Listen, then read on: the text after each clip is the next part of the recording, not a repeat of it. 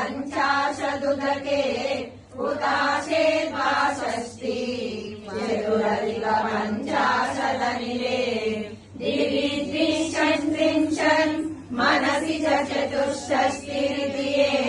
मयूखास्तेषामायुपरि तव पादाम्बुजयुगम्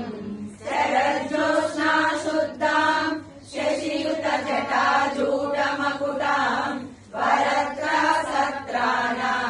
स्फटिकघटिका पुस्तककराम् सगुन्नत्वा नत्वा कथमिव सताम् सन्निधदते